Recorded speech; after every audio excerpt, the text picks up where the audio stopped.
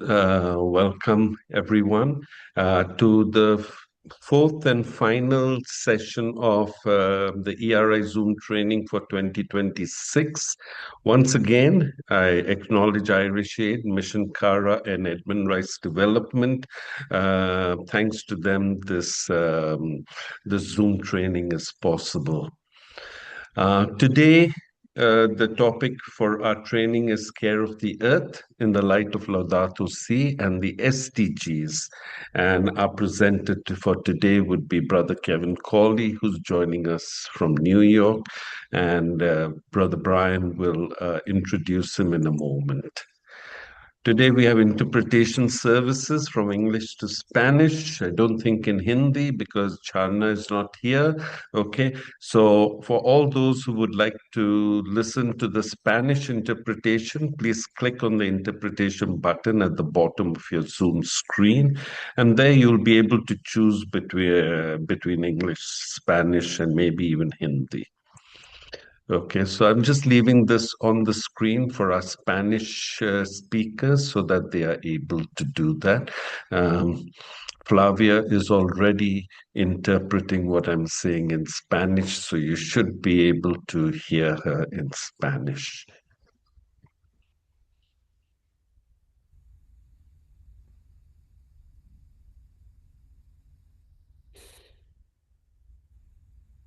We also have translation subtitles, right? So you can follow the spoken word in your own language by putting on the translation subtitles. Okay. If you've done that before, you know the process. All right. Click on the Show Captions button at the bottom of your screen. Then after that, put on the translation button. Choose your speaking language, okay, which is English, and then choose the language in which you would like to have the caption, which would be French for you. If you'd like French, or there are a choice of many different languages, whichever language you'd like. Just a couple of reminders, as I always do. I encourage you to view the presentations on speaker view. During the presentation, your microphone will be disabled and the chat box will be enabled so you can share comments and things and queries as we go along also. Hopefully, some of these, if not all, these objectives have been met during our Zoom training, trying to create an awareness of human rights and advocacy, care of the earth, which is today's session, and bring about a change of mindset from a charity or service model to a rights-based model of operating.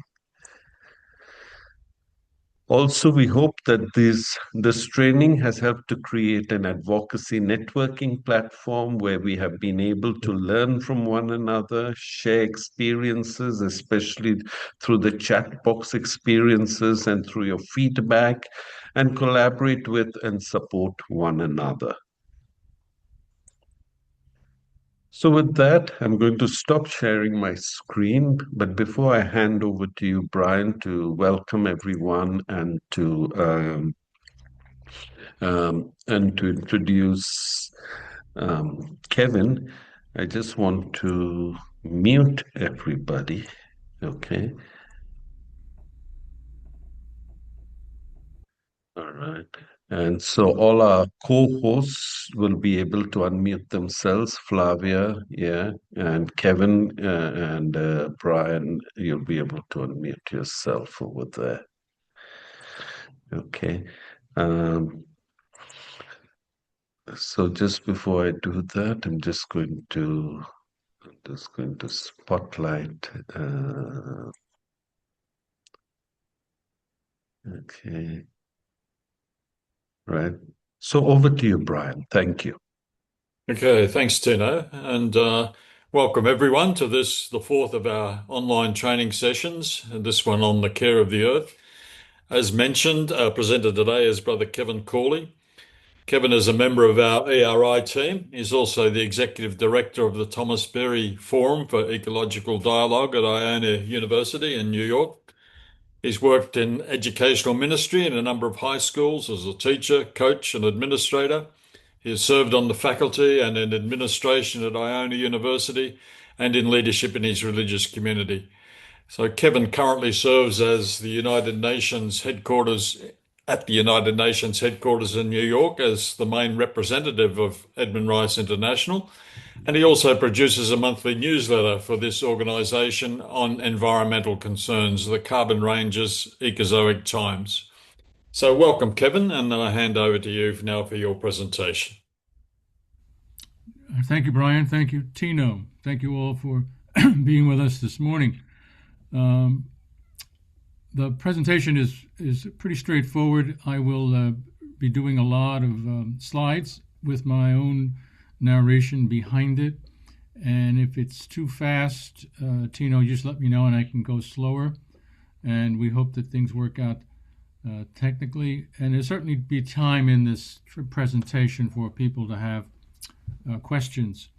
And Tina will direct us on how to proceed with that. Thank you very much, everybody. We said hello before. I'm glad people stuck around. We'll just jump in here. You can see the first slide here is about the greatest challenges, and there are three major ones from Care of Earth perspective. One is the climate change question. The second one is biodiversity loss, and the third is global pollution.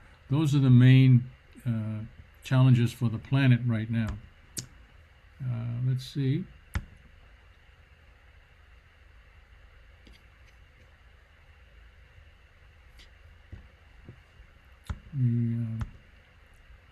It's a little slow on the advance, but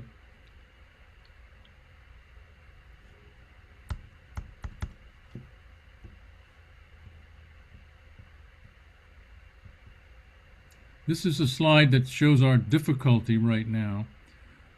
It's a timeline. You can see in the left hand of your screen, it's 15,000 BC, and you can see it's -4 centigrade.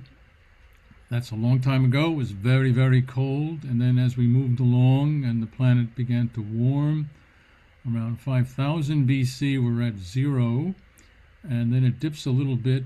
And then in the modern era, now that fossil fuel era would be about 1850. It's a kind of a pink line.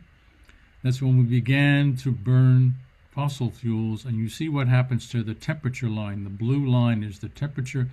It spikes right up very rapidly in that interval to where we are now, and then at the top of that line you can see it breaks a little bit, and the temperature begins to go down a little bit, as we call it the post-fossil fuel era, where we started to say, let's not burn all these fossil fuels, let's start to use wind and solar and the other possible ways of producing energy. But even then, the difficulty is the time. You can see that the pink line is only a sliver. It's a brief spark, but the burn continues because the temperature doesn't go down right away. Even as we measure it out and project, it'll be 5,000 AD and all the way to 10,000 AD before that temperature line really comes down. So that's a terrible difficulty that we all face, we need to address, but it's a way to see the impact of fossil fuels. This was already pointed out some years ago. This is 2016. IPCC is the Intergovernmental Panel on Climate Change, running from the UN. And they gathered everybody in 2015, and we had the Paris Climate Agreement, and they said we have to stop burning fossil fuels, we have to lower the temperature, so to speak.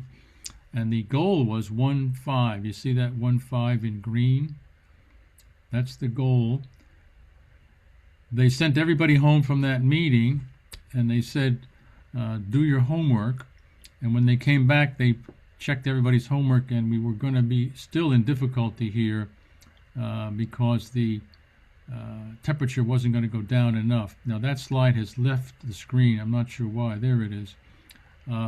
If everybody did what they promised, we'd still end up with 3.3 degrees of warming by the end of the century. That's not good. If nobody did anything, then we said business as usual, that would have been 4.2 degrees centigrade, which would be a catastrophic outcome. So we need to address this. That's our basic guideline, and we'll go from that position as we move forward, trying to figure out a strategy for how to get ourselves away from the fossil fuel business.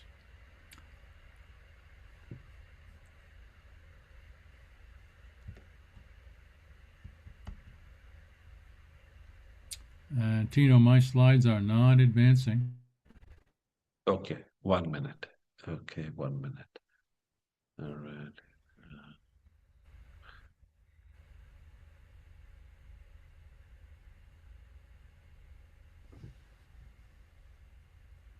Try now.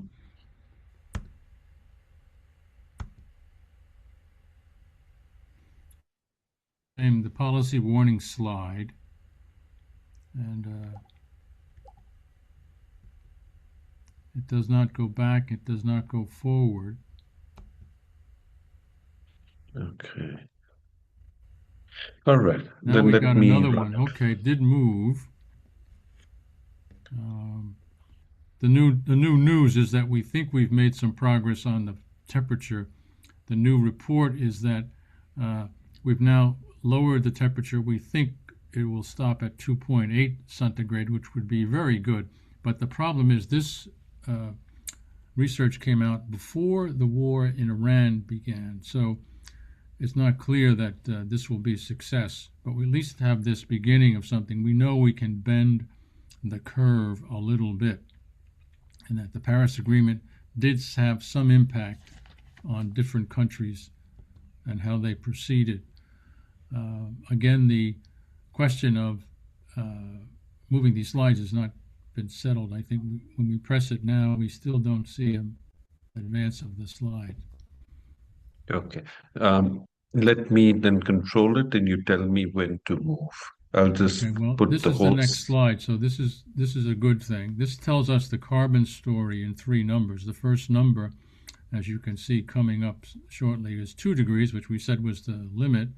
The second number is 565 gigatons, which we said is all we're allowed to burn if we're keeping under 2 degrees. The third number is the problem, 2,795 gigatons, which was how much fossil fuel was in reserve. So we have 5 times as much reserve fossil fuels as we would be allowed to burn if we wanted to keep under 2 degrees. So we have too much fossil fuel, and we haven't figured out a way to transition away. So that's a real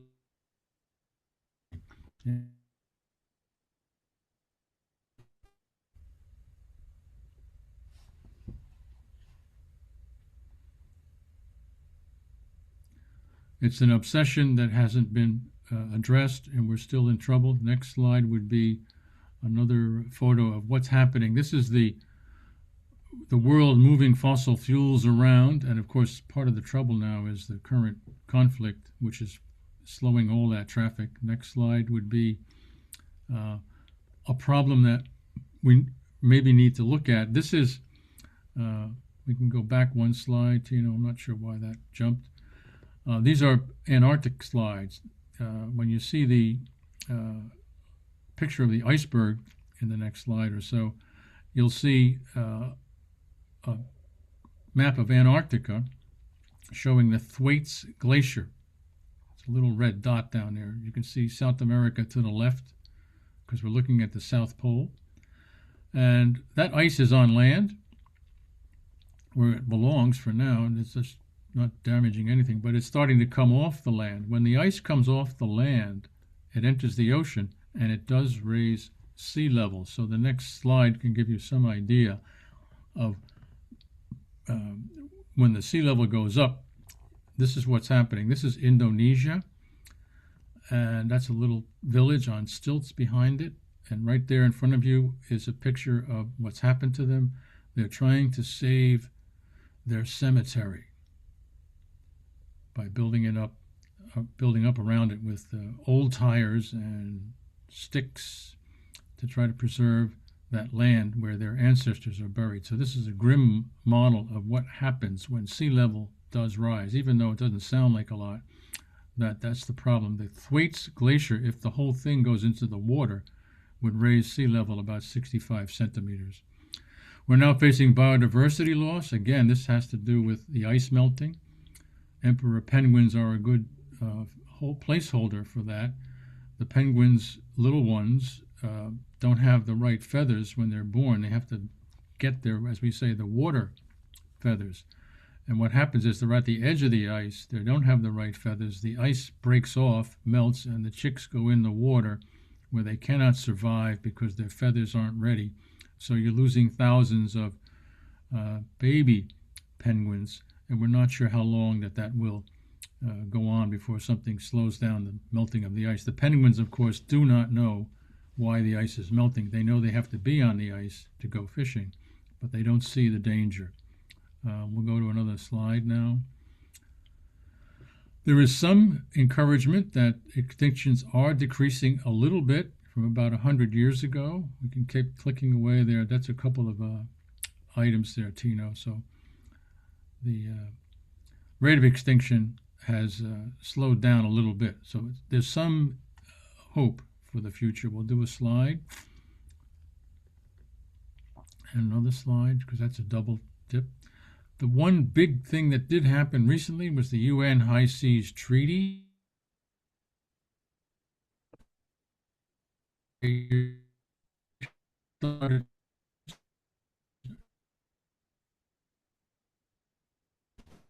See that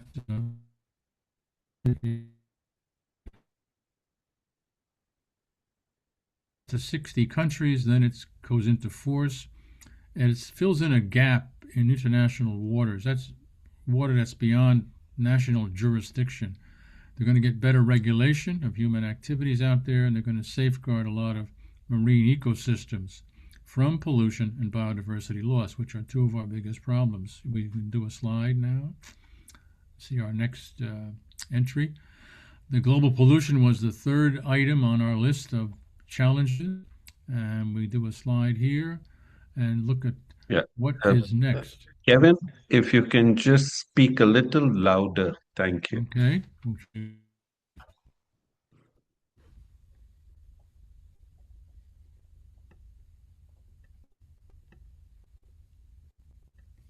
We've raised our... Is this your next slide? This is the good slide. This is the plastic slide, which is kind of a challenge here for everybody, because we're making plastic, and we don't know what to do with it. Only about 9% of the plastic in the planet is recycled. So we're never going to get around this challenge just by recycling. We can click through now. When we are unable to recycle, this is what happens. This is a photo from, I think it's Indonesia.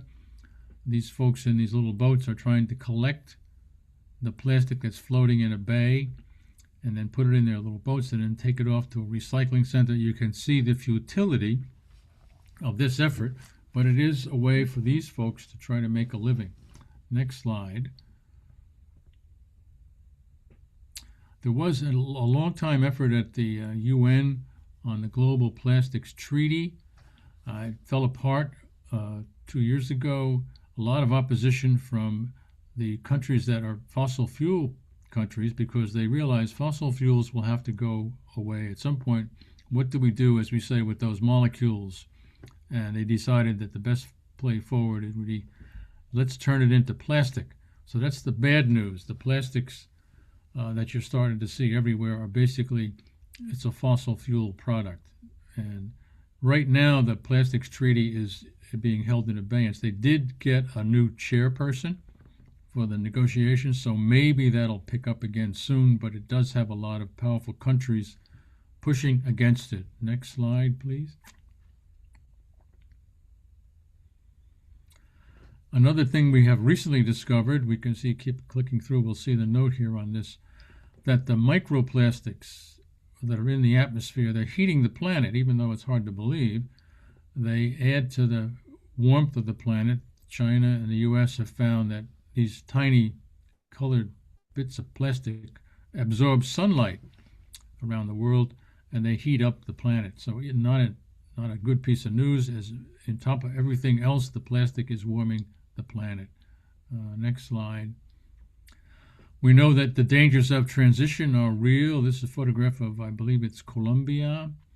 We have artisanal miners, that is just regular folks who are desperate for money, realizing that they can get money for rare earth minerals if they can get out there into the forest. So they start chopping down the rainforest and digging to get their hands on the tiny bits of minerals that are out there. And sometimes it's even more obvious, it's about gold. Gold is running up to around $5,000 an ounce right now. That's a huge amount of money for somebody who's desperate. So they're starting to tear up large swaths of the tropical forest to get at minerals. We do the next slide. Here's an example of what some of the problems are. This is a photograph of a lithium enterprise in Chile. Lithium is a brine. You can get it pretty easily, pump it out of the ground, but then you have to lay it out in these big pans in the desert to let the sun evaporate the liquid off, and then you have the dry mineral lithium, which you can scoop up and then transport. So it takes a lot of land, takes a lot of time, and it's a terrible devastation to the face of the planet. We go again to another slide. Good fortune here. The International Court of Justice, there's a photograph that's in The Hague. That's the UN highest court, and they were presented with some questions about 2 years ago by island nations in the Pacific. Do member states have obligations about the changing climate, and should they be held accountable? And the court took about a year to decide, yes, member states of the UN have obligations about climate and that they need to start addressing these changes, but it's not binding in the sense that they can't enforce that law or that opinion. It had to go back to the UN General Assembly. And the General Assembly now has a resolution about member states who are supposed to address this problem based on the International Court of Justice. So the two big main bodies, the Court of Justice and the General Assembly, are now in conversation. And sometime at the end of this month, we think there'll be a vote on the resolution about the advisory opinion of the International Court of Justice on the obligations of states in respect of climate change. It's been pushed back against by large fossil fuel nations, as you can imagine. So Saudi Arabia and the United States in particular have been lobbying at the UN to try to make countries afraid to vote yes on this resolution. So there's more to come. Next slide, please. May 20th is the vote on that. We had a wonderful experience recently, the Artemis expedition to circle the moon. There's a photograph of that, just to remind us that it is one planet. It is a beautiful thing, and we've got to take better care of it. So that's our little homily there. Next slide would be coming up now. We know what's happening. We've heard the awfulness. One of the problems with the Iran war is in the next slide, actually. The Food and Agriculture Organization has reminded everybody that the Strait of Hormuz, or the Gulf of Hormuz, that little contested body of water, has tremendous risks, not just for fossil fuels, but one third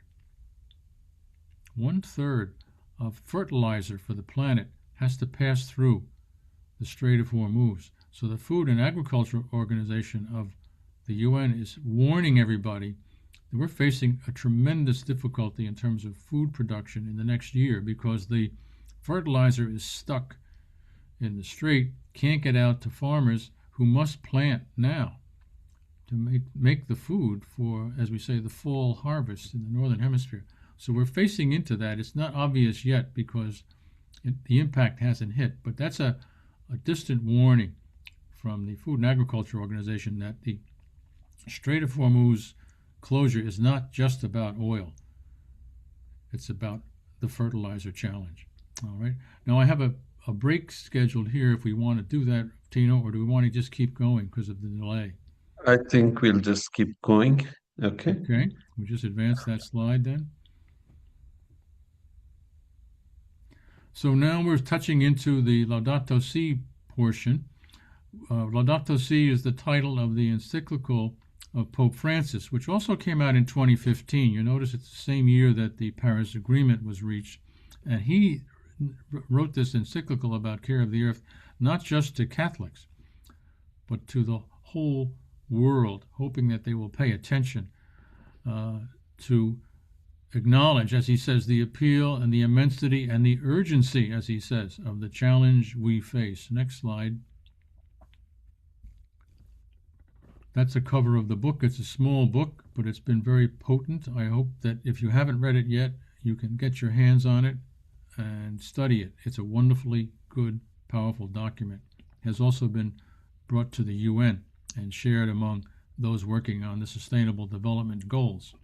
We can go to the next slide. The Laudato document begins with what is happening to our common home. And in the first chapter, it talks about the scientific consensus. So Francis doesn't spend a lot of time preparing us in terms of the, as we say, the prayerful approach so much as he gets us right into the science, describing the threats to the environment and talking about threats to water supplies and biodiversity, which you heard just a few minutes ago. He also knows that the poor suffer first. From all of these ailments, they hit the poor first. So we have climate change, the sea level rise, we've seen the photographs, the bad weather, the drought, desertification is happening, deforestation, we saw that photograph, water is becoming privatized, a lot of food insecurity, we just mentioned that. Rich corporations are land grabbing, dumping a lot of toxins in the local area. Extractive industries are paying no attention to the indigenous who are in those places, mining, logging, drilling, and then species extinction. A lot of species are going out because we've taken too much, for example, in the food and fisheries side of the equation. We can go to a slide. That was all mentioned in Laudato by Francis, and he talked about that in the context of, as we say, the 6 chapters, what's happening. The second chapter was about the gospel of creation, taking it back into Catholic theology and Catholic social teaching. And the human roots, he's made it very clear that we know who the culprit is right now. It's us. We are not taking good care of the planet. And he wanted to think about integral ecology, that is to put together a way to live and prosper in a world that needs our careful attention rather than just to take and take and take. And he suggested some lines of approach and action, also calling on governments to address this. And then he talked about ecological education and spirituality, that we might more fully appreciate what has been given to us in this creation. Next slide. We know that Sustainable Development Goals, which we'll talk about in a minute, are linked up with Catholic social teaching. The Sustainable Development Goals lay down the contours of the common good. They embody integral ecology. They're motivated by the virtue of solidarity. The poor need to be attended to. They foster integral human development. We have to grow up learning to care for the earth so that our humanity is enhanced in that caring. And they look for a more holistic sense of human flourishing that would include everybody, not just the wealthy.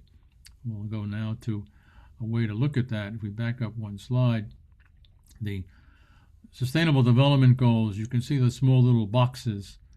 The 4 at the bottom are in the biosphere area, and it's the life on land, life in the water, water security, climate change. And you move up to the second ring, and you can see the society issues about education and peace and energy and cities and health and the gender equality question.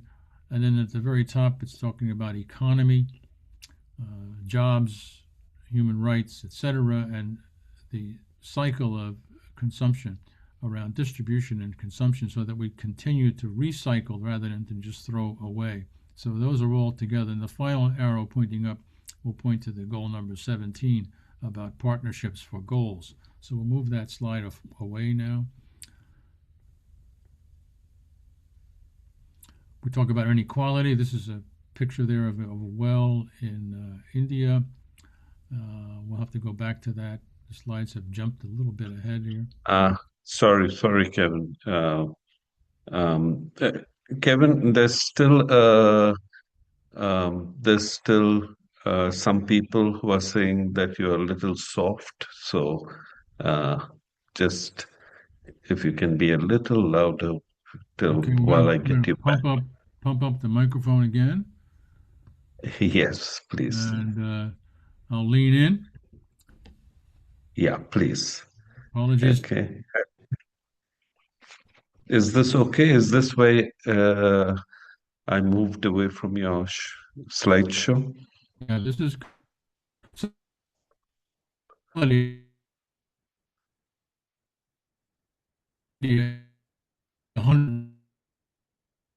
Single in many parts of the world. This happens to be a placeholder photograph of something that's going in many, many parts of the world.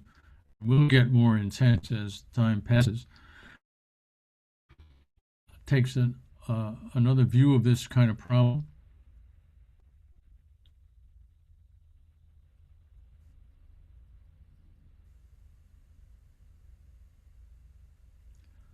About inequality, the other part of the inequality is vast wealth that's been accumulated.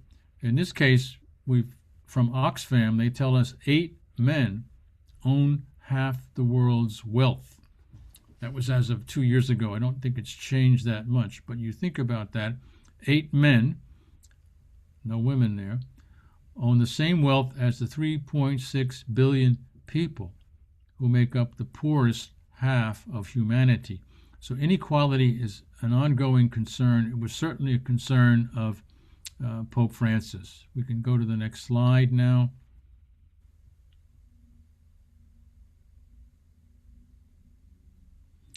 The goals that were put together from this would be 2012 to 2015 is when the UN Economic and Social Council generated these goals.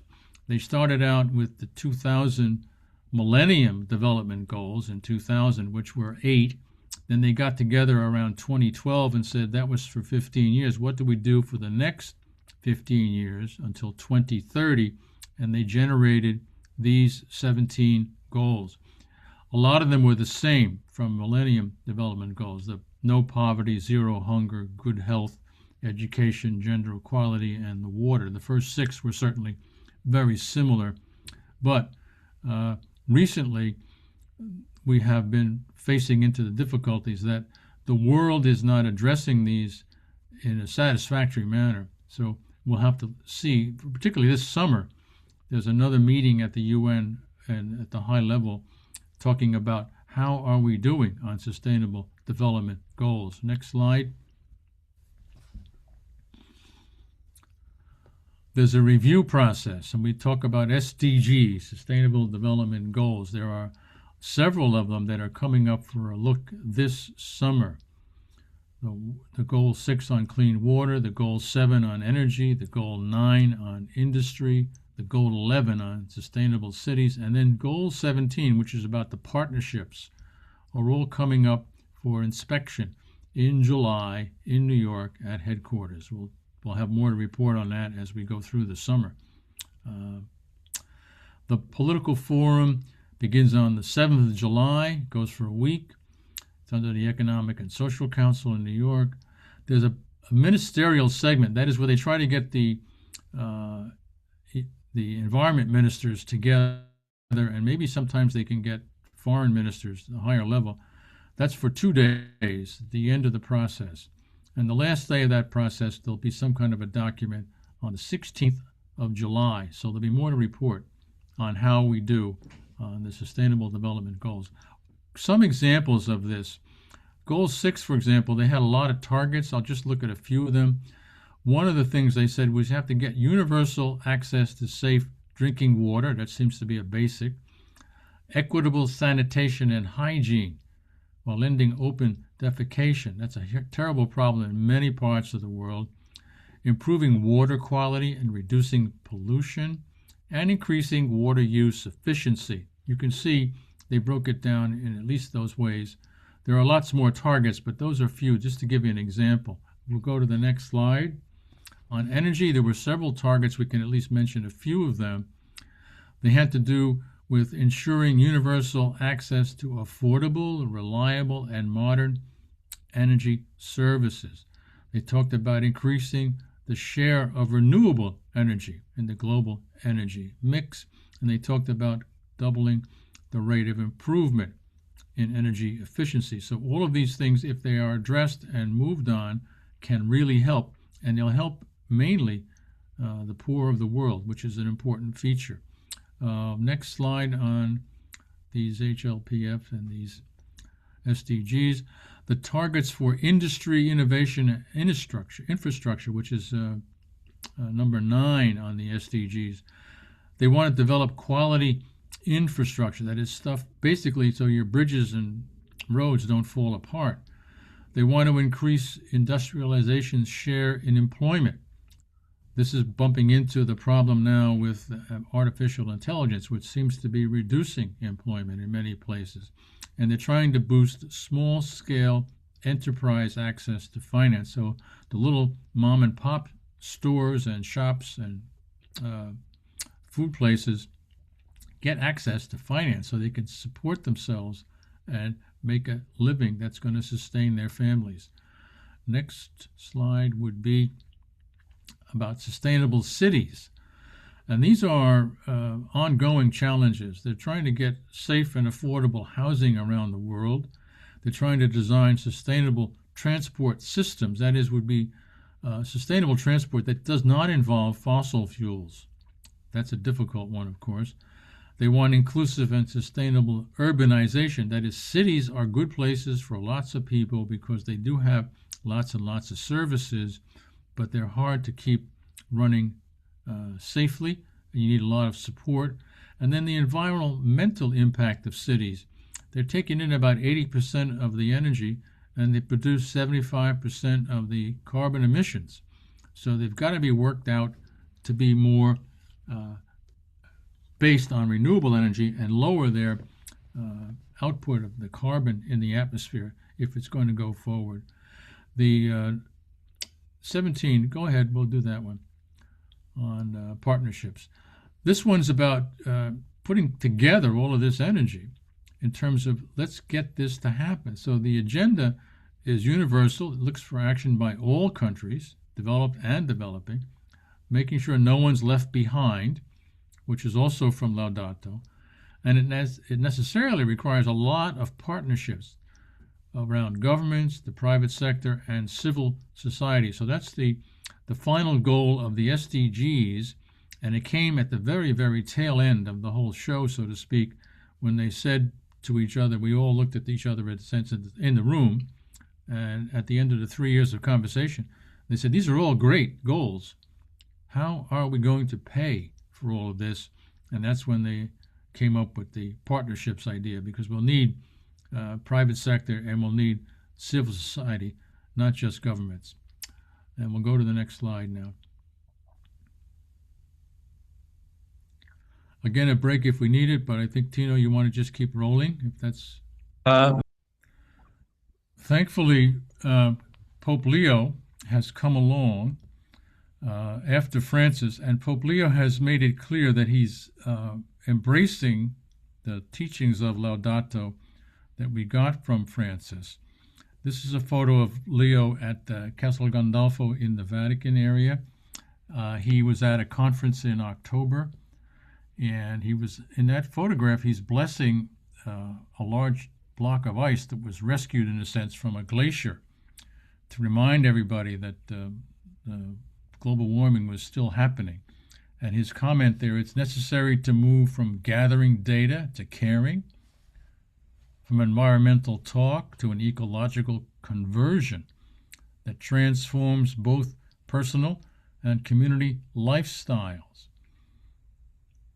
One cannot claim to be a disciple of Jesus Christ without sharing his gaze upon creation and his care for what is fragile and wounded. Wonderful, inspiring words from Francis and Leo on the care of Earth. This is Leo's most recent quote that I think is helpful for all of us, in particular about conversion that transforms personal and community lifestyles. That's going to be the big challenge there. My slide Can you control the screen? It's not advancing. Okay, 1 minute. Okay. All right, just a moment.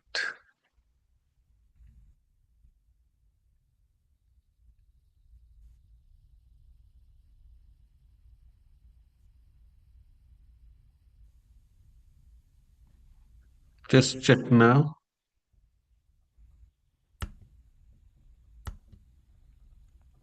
No. Doesn't seem to be working.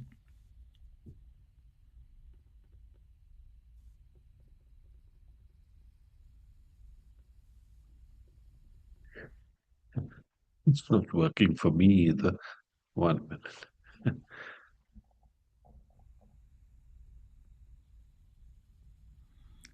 Now something has popped. There it is. Yeah.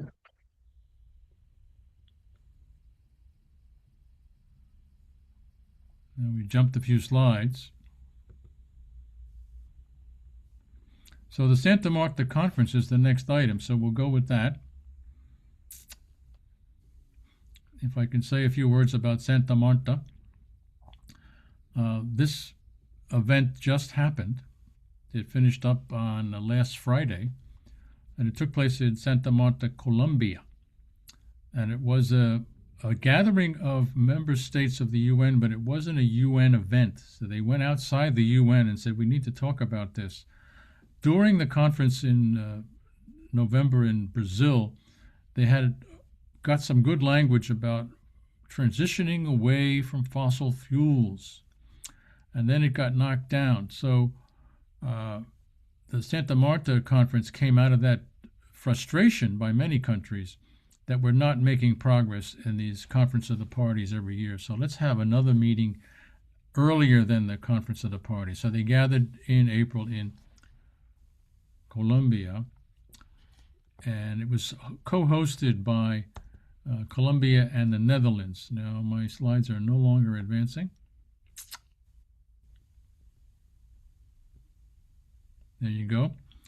And those two countries said, let's get together, we'll talk about these things, and we'll have to find a way forward coming out of this. Next slide would be ready.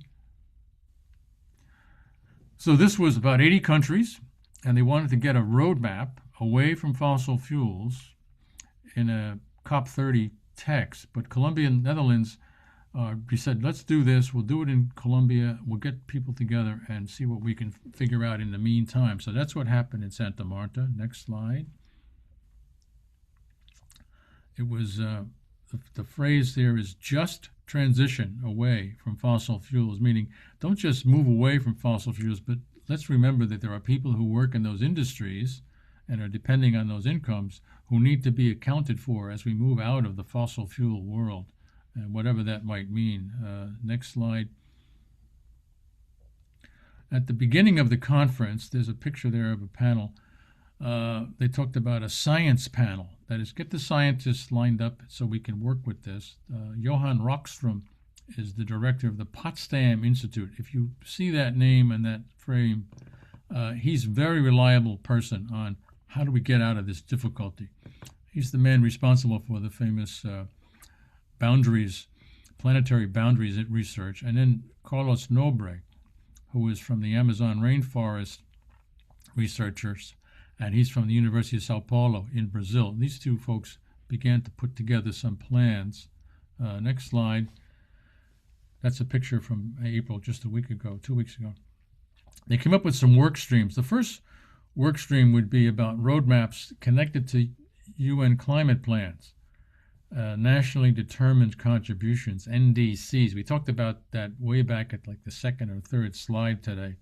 The roadmaps had to be clear and honest about emissions exported from producing countries. That is, sometimes countries say, we're doing great, our emissions are down, but what's happening is they have a lot of corporations, I'll mention the US of A, saying we've done good on emissions, but we've got Exxon and Chevron and the rest of them producing emissions in other countries. So it's not really fair to say we're doing well. The roadmaps will be supported by some science panels for a global energy transition, the nationally determined contributions NDC partnership, a global initiative helping nations prepare their NDCs, because countries have to show up, as some will this summer, telling everybody how we're doing on our nationally determined contributions. So next slide after that, that's the first work stream from Santa Marta. The second work stream is looking at changing the financial system to help countries get away from fossil fuels. And this is going to be work identifying fossil fuel subsidies and find solutions to the debt traps. Countries get into debt and they can never get out of debt. It'll be supported by the International Institute for Sustainable Development think tank. That's the co-host, Johan Rockström and his friend, putting that together. That's the second work stream, talking about money and subsidies. The third, next slide on work stream number 3. This one addresses fossil fuel intensive trade. And we're trying to get fossil fuels out of the trade system. And a key task there was finding the findings of this conference, presenting them to the COP30 presidency. That's the last COP. They're organizing the next one. They're preparing for the global fossil fuel roadmap to present at COP31 in November. So the COP presidency that's currently still, in a sense, officially in charge is handing it over, but they're going to try to present, here's what Santa Marta conference said, and bring that to the COP31 in November, which will be happening, I believe, in Turkey. Next slide. There's other coalition forming, COFIS, if you can imagine that. Coalition on Phasing Out Fossil Fuel Incentives, Including Subsidies. Awful acronym, but it's important. And countries are going to be invited to email to begin a process identifying and reporting their fossil fuel subsidies. That's something that governments do to help out industries, sometimes in the beginning. Now, the sad thing is, a good example, in the United States of America, we got fossil fuel subsidies from Congress to the oil companies back in 1914 to help them get started. Sadly, they've been smart enough and tricky enough, and I think evil enough, to keep the subsidies going for 112 years. They don't need subsidies now. They're the richest corporations on the planet, but they're holding on to their little subsidies, which are basically protection against, for example, damages from their product. Also, if they drill a well and it doesn't work, they can leave it and walk away. There are thousands of such wells. It saves them a lot of money. They don't have to do anything about the cleanup. And they claim that that's not a subsidy. You can see the difficulty there. Next slide. Here's a photograph of the meetings, just to give you some sense. They were much less formal than the meetings that happen at the UN. You can see a bunch of people, so to speak, sitting around in a circle. There's some people there from different parts of the world. There's a picture there, includes the representative from Panama. There's a representative from the Marshall Islands. There's the head of this COP30, Anna Tony. There's a UK special representative, Rachel Kite. She's terrific. I don't think I can spot her in the picture, but just so you know, there are other folks in the room, not just governments. There's Tuvalu climate minister, who is a very crucial person right now. One of the things they said about the Santa Marta conference that's different from regular UN conferences was that the governments usually spoke first at these big meetings, and then there'd be a whole session from UN agencies that would speak, and then the last end of the thing would be civil society. So those of us who are on this call, for example, would be the last people to get to speak in a usual arrangement at a UN conference. That's the way it's set up. It's all about member states. In this conference, they put everybody together in the big rooms and alternated. So you had a member states session for a little while, then you had UN agency session, then you had civil society, and then they returned to the cycle. So they did allow civil society to participate at the same level as member states.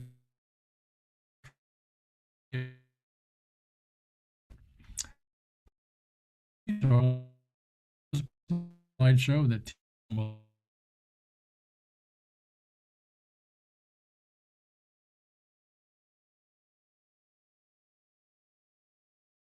we can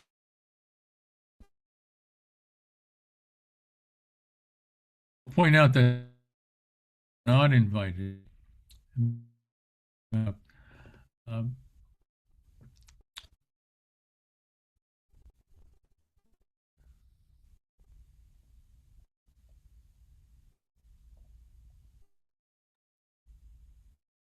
about it. 86 countries were invited.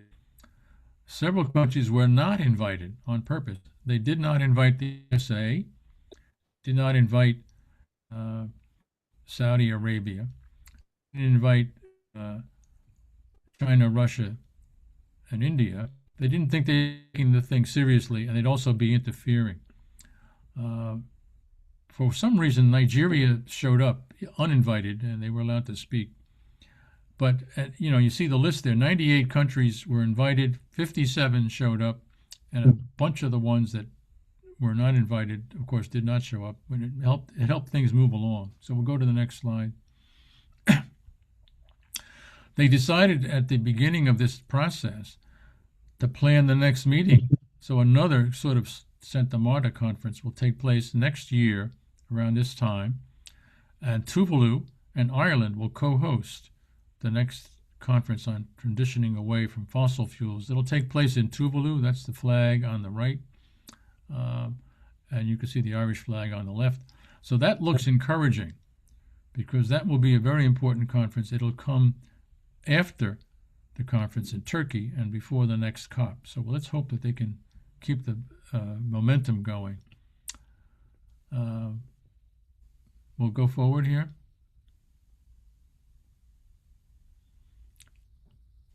And again, a reminder that indigenous participation is crucial to all of these conversations. If you've read anything by my mentor, Thomas Berry, he always talks about the need to listen to the indigenous about how to care for the earth. They've been the original caretakers. And you can see the note I just made earlier that indigenous and civil society groups were allocated opportunities to speak during the government conversation. So they got in there. And usually that's not happening, but here we go. So they did make a difference in that moment. Let's hope that the people listen to them. Next slide.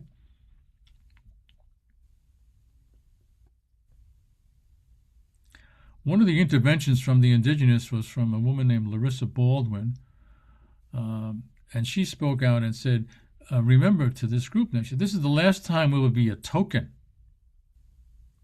You want our pictures, not our voices. That's always the case with indigenous in those UN events. You want our stories, not our struggles. True solidarity with each other is the prerequisite to a just transition. So strong words. You want our pictures, not our voices. They're very strong about it. You're going to hear from us. Let's hope so. Next slide. And what's next? Anna Tony has said that she'll bring the COP30 presidency forward with these conclusions. So that's going to be brought forward to the COP31 in November. So that was a good promise from Anna Tony. Let's see if she does it. Next slide. I'm going to say thank you.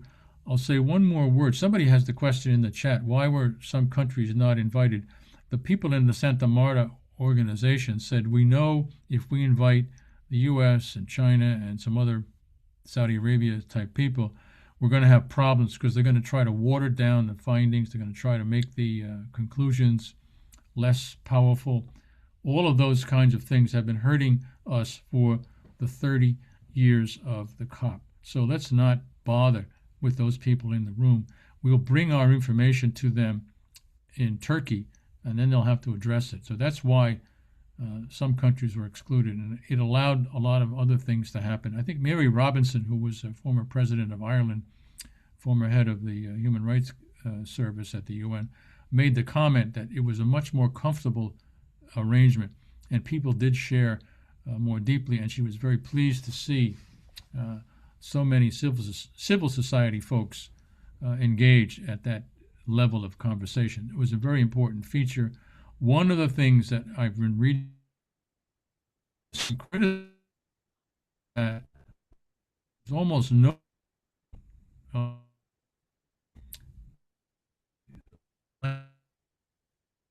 and that an important feature we saw in the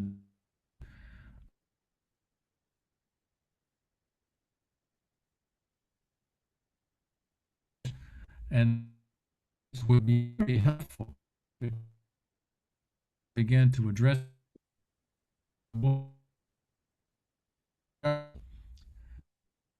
ERA. I recommend her special rapporteur on those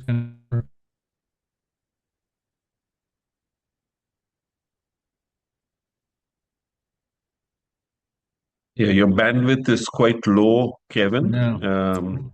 We are not Sure. able to, we didn't hear what you said in the last 2, 3 minutes because your internet bandwidth was very low. If you can just repeat that, please. So I'll say a few things about the Santa Marta conference was very important for bringing in the conversation about human rights to the climate discussions because it's been lacking. And Elisa Morguera, who is the special rapporteur for the UN on human rights and climate change, was not at Santa Marta, but her document is in the record about this is important. And we know that indigenous peoples have always been saying that, and we need to pay attention to them. That's been part of the story of even Thomas Berry's writings from 30 years ago. Indigenous must be listened to. We need to pay attention to them. They're the original stewards of the care of the earth issue. They have to have their moment, and we need to pay attention to them going forward. There's a concern about recycling because people don't get paid for recycling. That's going to be a challenge. I think the recycling question is going to be with us for a while. It's not a solution.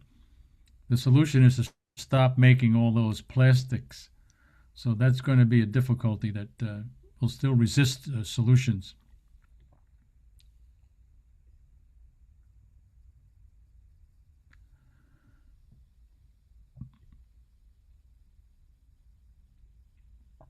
I think there's a couple of comments about the plastics issue. A lot of it has to do with the microplastics because they're everywhere. They're even finding them in human bodies. They're finding them in newborn children. It's an awful thing to realize that the plastics, as they get smaller and smaller, they are pervasive in the atmosphere and in the water, etc. So we need to watch that all the time. If you can do anything about not using plastic, it would be very, very helpful. Sadly, for many people, the lack of access to clean water drives them to use bottled water. So the terrible circle of badness happening there. We still have to worry about the privatization of the water. I know that's an issue. The inequality issue, I'm glad I brought that up again. That's going to have to be addressed. I don't have a solution to that, but it's been a perennial one that wealth gets accumulated at the top, and very obviously here in the United States of America. So we'll have to see. The recent International Court of Justice opinion is perhaps a big help, but it's in difficulty now because the court doesn't have authority to enforce it. They can only send it back to the General Assembly. The General Assembly now must pass a resolution about that finding, and that's been championed by Tuvalu and Vanuatu. These are small island states in the Pacific. It's also been a very good example of the I'm going to say the perfidy of major countries who are lobbying against the resolution and calling up other countries and saying, you don't want to be in favor of this because we're America and we don't like it if you're voting for this. And that's scaring some countries away. So there's been a lot of back and forth at the UN in New York, particularly. There are periodically, you'll see a sign on the door of a big room, Tuvalu or Vanuatu, meaning they're in the room with a bunch of countries trying to convince them, don't be afraid. Don't be afraid. Vote in favor of this resolution. It's going to help everyone. So that's the back and forth at the UN, which is sad to say, but it's a real thing. Okay, thanks. Thanks, Kevin. So I'll first go to you, Brian, over there. Okay, if you can unmute yourself and maybe share some of the things that you've seen in the chat box or something that you'd like to add to Kevin's presentation. Over to you. Okay, there weren't a lot of questions, but one was about recommended practices and strategies to protect the environment, and that's what led me to post there about this 350.org site, which organises petitions. I think it's a good way of engaging in advocacy. Somebody said in one of the comments that we can take steps at an individual level, but it's really up to governments to address this issue. And I think by signing petitions, encouraging others to sign petitions, then that increases the number of voices and that improves the chance of governments acting. So I think that's probably the main thing I'd like to say. Yeah. Okay, thanks, Brian. Sue, if you'd like to add anything, you're most welcome to do so right now.